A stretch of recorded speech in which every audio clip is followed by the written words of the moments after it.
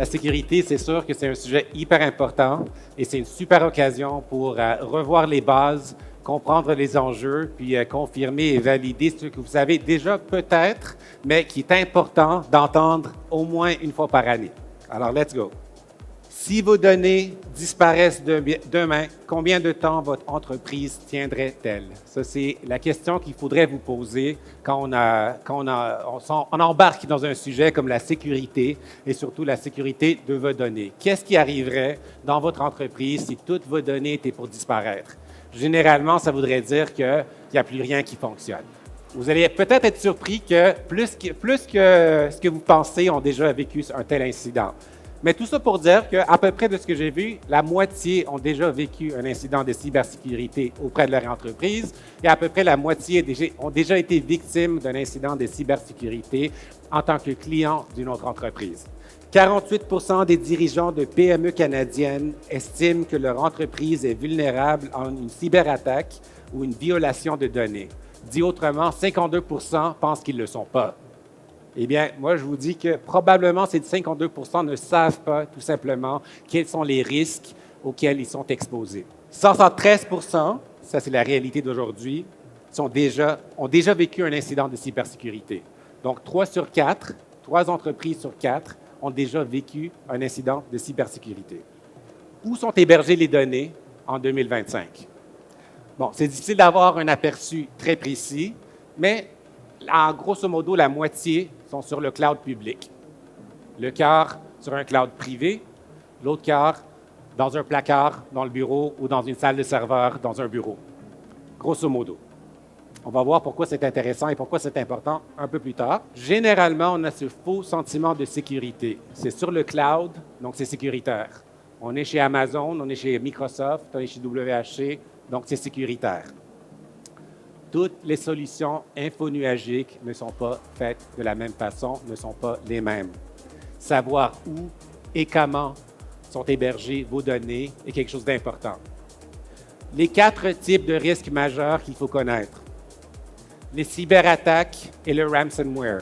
Les erreurs humaines qui sont souvent dues au phishing ou à l'hameçonnage, qui sont d'ailleurs de plus en plus fréquentes.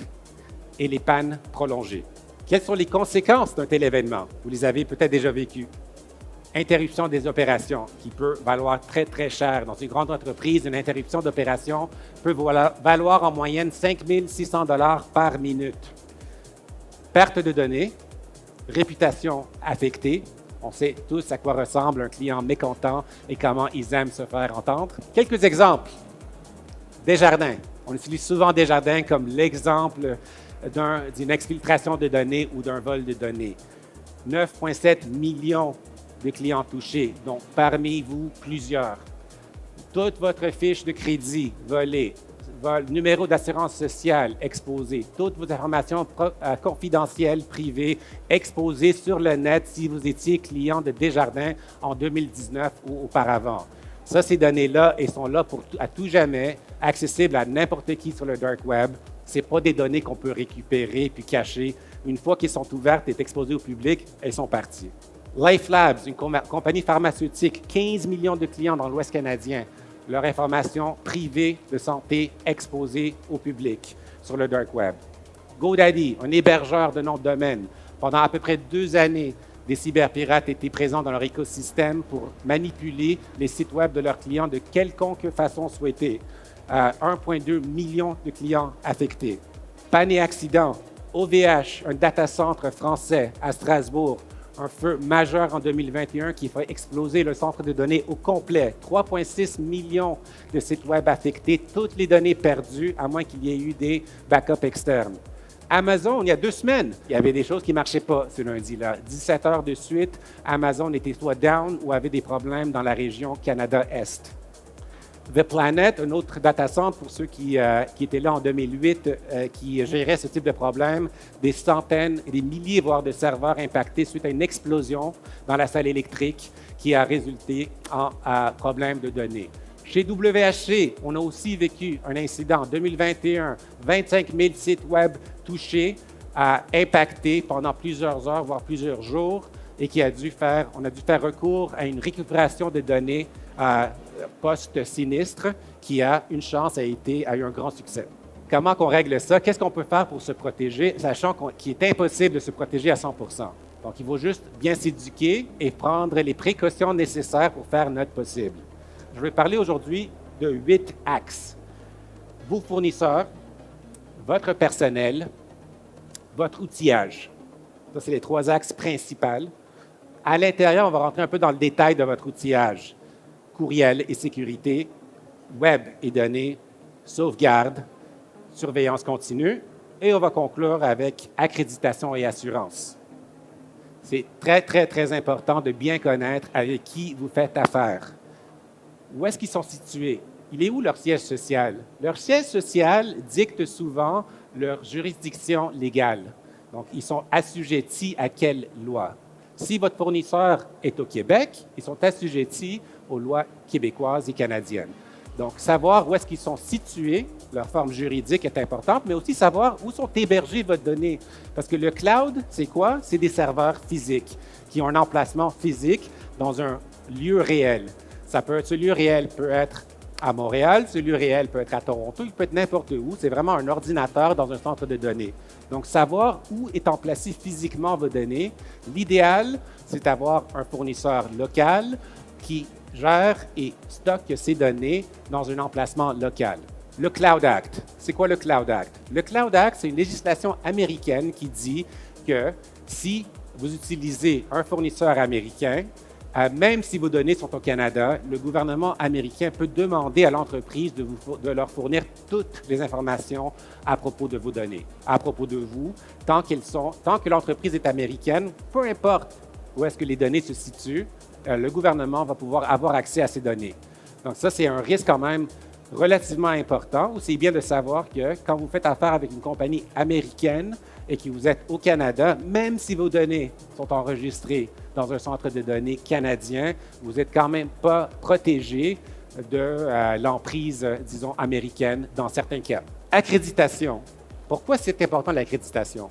L'accréditation d'un fournisseur, on va parler de l'accréditation de votre entreprise un peu plus tard, mais l'accréditation d'un fournisseur, ça valide les choses, les activités que l'entreprise a fait pour se protéger et pour vous protéger.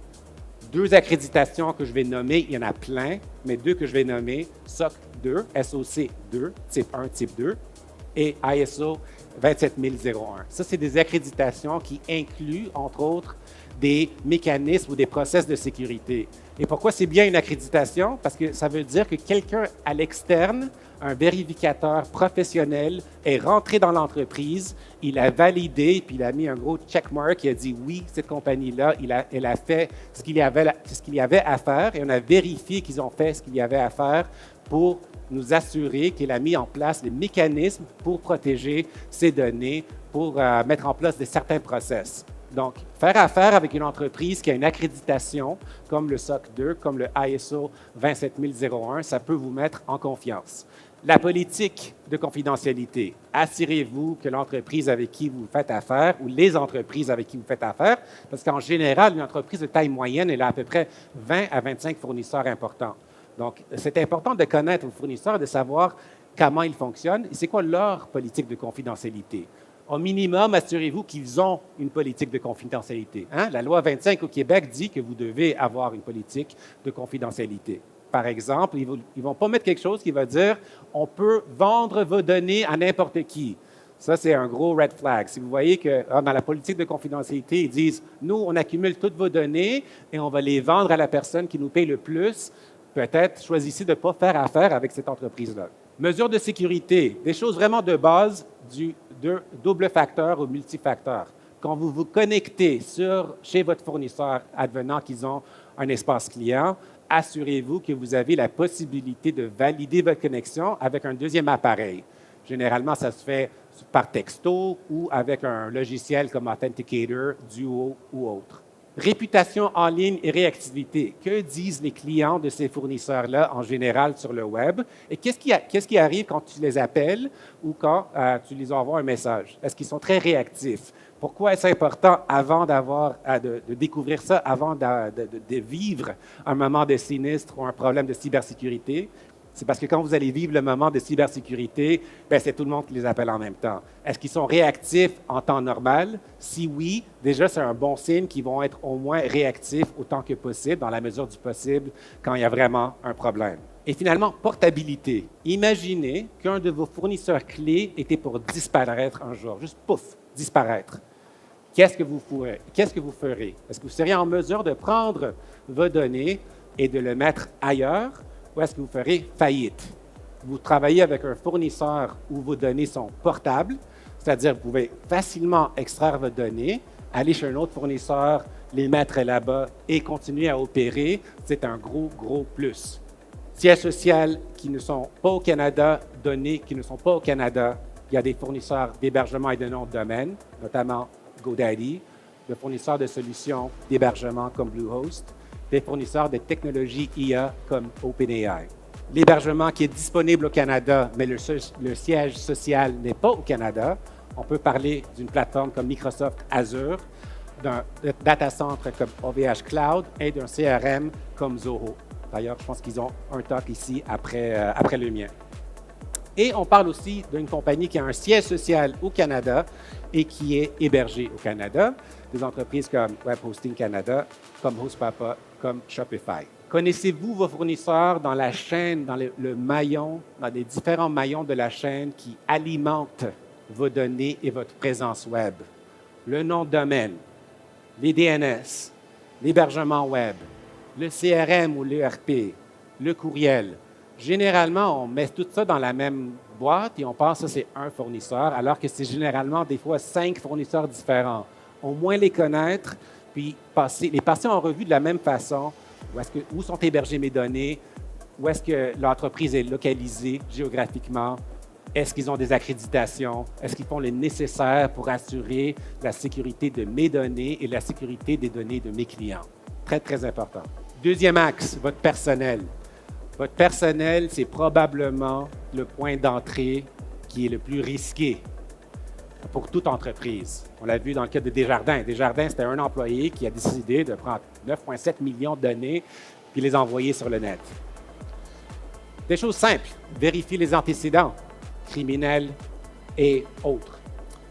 Offboarding rigoureux. Un employé, il quitte. Ça, c'est le bon moment pour désactiver les accès. Vraiment une bonne idée de désactiver les accès quand un employé il quitte. Formation de sécurité, anti-hameçonnage. Attendez pas au 2e ou 3e mois pour donner une formation de sécurité à votre employé qui rentre. Attendez peut-être un jour.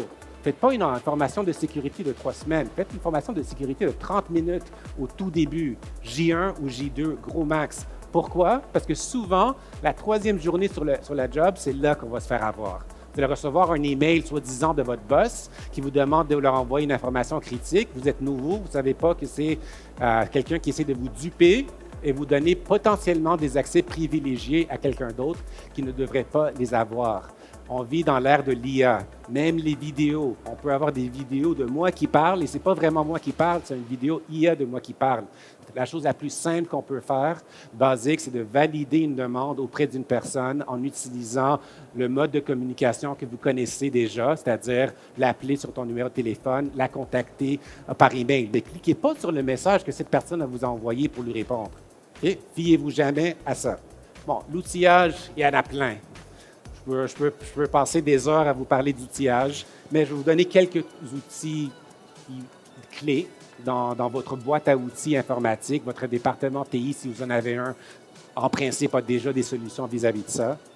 Par exemple, la protection DNS. Vous pouvez implanter un service gratuit de protection DNS qui est offert par le Registre canadien des enregistrements Internet, CIRA. Il s'appelle The Canadian Shield. C'est un truc très simple, très efficace à bloquer, disons, 80% du malware sur le web au niveau DNS. Ça peut aussi s'installer sur votre navigateur web. Une suite anti-malware, antivirus. Je veux dire, on est en 2025, vous le savez déjà, mais assurez-vous d'en avoir une. Un VPN privé. Ça veut dire avoir un VPN, oui, mais en plus, avoir un VPN où vous êtes le seul détenteur de l'adresse IP de ce VPN. Pourquoi? Parce qu'après, c'est une mécanique très simple qui vous permet de sécuriser certaines parties de votre écosystème. Par exemple, un accès admin privilégié Vous pouvez dire, moi, je veux juste que les personnes qui accèdent à travers cette adresse IP, pour ceux qui ne le savent pas, une adresse IP, c'est une adresse qui vous identifie sur Internet. Et si vous utilisez un VPN privé, pas un NordVPN avec une adresse publique, mais même chez NordVPN, on peut acheter un VPN avec une adresse IP privée. Ça permet de sécuriser certaines parties de votre écosystème pour leur dire que vous pouvez seulement accéder à cette partie-là de votre écosystème si vous provenez de cette adresse IP-là. C'est une méthode facile de sécuriser encore 90 de votre infrastructure contre certains risques. Un gestionnaire de mots de passe. Encore, on est en 2025. J'espère que tout le monde ici utilise un gestionnaire de mots de passe. OnePassword, LastPass, il y en a des centaines. Le AI chatbot. Pourquoi je mets un AI chatbot dans l'outillage de sécurité? C'est bizarre en plus. Je viens de mettre OpenAI comme étant une compagnie américaine avec des centres de données américains. La réalité aujourd'hui, c'est que tout le monde utilise des chatbots IA. Si dans votre entreprise, vous dites vous n'avez pas le droit d'utiliser des chatbots IA, bien, les gens vont trouver une façon de l'utiliser quand même. Donc, je vous conseille fortement de rendre ça officiel, de dire oui, vous avez le droit d'utiliser des chatbots IA et voici comment faire, voici quoi ne pas faire. Et les encourager à poser des questions là-bas si jamais ils se sentent trop gênés pour les poser ailleurs. Ce n'est pas tout le monde qui est confortable à poser des questions à leur département TI. Donc, donnez-leur des outils qui leur permettent d'avoir accès aux informations qui pourraient leur être utiles. Authentification multifacteur, ça veut dire, encore une fois, quand vous vous connectez avec un mot de passe, il y a un autre mécanisme qui valide que vous êtes vraiment vous, sur votre téléphone, par exemple. Et documenter les changements, comme par exemple avec Jira, un système pour documenter tous les changements aux accès. Le courriel. Encore une fois, on est en 2025. Le courriel, c'est une technologie qui date maintenant de 40, 50 ans, mais c'est encore la source numéro 1 de hameçonnage. Quand on parle de sauvegarde, est-ce qu'elles sont automatiques? Je vous conseille minimum quotidienne. Est-ce qu'elles sont isolées?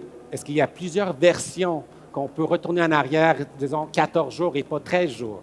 Est-ce qu'ils sont vérifiés? Prenez le temps, au moins une fois par année. Une fois par année, prenez le temps de prendre le backup et d'essayer de restaurer ça quelque part. Vous allez peut-être découvrir qu'il y a quelque chose d'important qui n'est pas inclus. Et le moment à ne pas découvrir qu'il y a quelque chose d'important qui n'est pas inclus, c'est que vous avez tout perdu. Une chose que je vous recommande quand vous faites, si vous n'avez pas une stratégie reprise après sinistre, prenez 1 heure avec les intervenants principaux dans votre équipe. Asseyez-vous autour d'une table et faites une simulation. Dites-vous, on vient d'avoir un sinistre, on a tout perdu nos données, qu'est-ce qu'on fait? Faites une simulation, passez 1 heure à en discuter. Déjà, vous allez avoir une position à améliorer vis-à-vis de tous ceux qui ne l'ont pas fait. Et finalement, rétention des données. Une politique claire. Est-ce que vous gardez vos données 1 année, 2 années, 10 années à l'infini? Préserver le minimum. La meilleure façon de ne pas avoir d'exfiltration de données, c'est de supprimer les données dont vous n'avez pas besoin. Sécurité du site Web. Puis désolé si je vais vite, il y en a beaucoup. Prenez des photos, mais toutes les slides vont être aussi disponibles à notre booth, à notre espace conseil 721, si jamais vous en avez besoin. On parle de chiffrage en transit, SSL, d'un espace administratif qui est derrière un VPN, une protection DDoS avec CDN, comme par exemple avec Cloudflare ou un fournisseur canadien comme Deflate. Déploiement en staging. Quand vous faites des changements, est-ce que vous le faites directement en production? C'est généralement pas une bonne idée. Faites-les dans un environnement de staging. Travaillez avec un fournisseur qui peut vous proposer un environnement de test. Est-ce que vous avez un pare-feu proactif qui va mitiguer les problèmes éventuels de sécurité, de zero day ou de malware sur votre site Web? Est-ce que vous avez un CAPTCHA qui va protéger votre formulaire contre le spam? Est-ce que vous faites du chiffrage de vos données quand la machine est déconnectée de son environnement principal? Surveillance continue, l'avant-dernier axe. Assurez-vous de surveiller les activités critiques de votre site Web. Vous allez peut-être découvrir des choses. On parle de la disponibilité, Uptime Robot par exemple, la performance de votre application Web ou de votre site Web avec GTmetrix par exemple, des scans de sécurité avec un outil comme SiteSafe. Le pen testing. Le pen testing, on rentre, ça coûte quand même. Le pen testing, mettez de côté quelques milliers de dollars, mais selon la taille de votre entreprise, le pen testing, qui est l'activité de mandater à des cyberpirates éthiques d'essayer de vous pirater. C'est un super bon exercice. Et la surveillance Dark Web, Mozilla Monitor, outil gratuit. Je vous encourage de rentrer là-bas, de saisir votre adresse email. Il va vous dire quand est-ce que vos données se sont fait exfiltrer. Donc, tous les gens qui n'ont pas levé la main quand ils disent « Est-ce que vous avez été cible d'un problème de sécurité », je vous encourage, après ce meeting ou après cette conférence, d'aller sur Mozilla Monitor ou haveibeenowned.com avec un P pour voir est-ce que vos données ont déjà été exfiltrées. Je peux vous garantir presque que dans 90% des cas, oui. Et finalement, accréditation et assurance. Accréditation pour vous et pour votre entreprise. Pourquoi? Parce que ça vous met quand même de l'avant et ça démontre aux autres que ce n'est pas juste vous qui dites que vous êtes sécuritaire. Il y en a d'autres. Il y a un auditeur, un vérificateur qui est rentré dans votre organisation et qui a validé les initiatives que vous avez mises en place. Une accréditation SOC 2 Type 2, ça prend à peu près 2 ans à compléter. ISO 27001, encore plus. Donc, c'est quand même pas des petites initiatives, mais si vous êtes arrivé à un stade de votre entreprise où la confiance de vos clients est importante pour vous, considérez une accréditation comme le SOC 2, comme le ISO 27001 et le PCI si vous acceptez des cartes de crédit directement dans votre plateforme. Finalement, l'assurance par la cybersécurité, c'est votre dernière ligne de défense. Si rien n'a marché et vous avez eu un incident catastrophique, est-ce que vous allez juste faire faillite ou est-ce que vous allez avoir un assureur qui vous protège contre des problèmes? L'assurance cybersécurité, il faut bien lire le fine print parce qu'il y a beaucoup de détails à connaître. Je ne suis pas un avocat, mais ce que je vais vous dire, c'est qu'ils vont au moins vous aider, ils vont vous mettre en contact avec des experts quand ça arrive pour vous guider. Ça, c'est la meilleure partie d'une assurance cybersécurité. Si vous avez des doutes, vous pouvez les contacter avec vos questions, idéalement avant un sinistre, mais au pire après, et ils vont pouvoir vous renseigner. En conclusion, la sécurité, c'est une chaîne d'éléments. Donc, c'est toujours l'élément le moins fort ou le moins robuste qui va se faire cibler. Donc, faites attention, essayez d'avoir une stratégie de sécurité équilibrée. Votre hébergement, c'est un avantage stratégique. Ce n'est pas juste on y va avec le moins cher, on y va celui qui a l'air d'avoir la nouvelle fonctionnalité la plus catchy. C'est vraiment un investissement stratégique. Je vous conseille fortement d'opter pour une solution locale, un fournisseur que vous comprenez et que vous connaissez. Et prévenir va vous coûter beaucoup moins cher que guérir une fois que le problème est survenu. Un facteur de 10 fois moins cher. Donc, essayez de prévenir. Le fait que vous soyez ici aujourd'hui, c'est déjà un super bel exemple que vous vous intéressez à la prévention, très important, puis félicitations. Mais prévenir plutôt que guérir. On est un parmi plusieurs. On s'occupe de votre hébergement des données, on s'occupe de vos noms de domaine, on s'occupe de votre DNS, on s'occupe de votre courriel. Et voilà, avec 8 secondes qui restent, je vous souhaite une bonne journée et je vous remercie.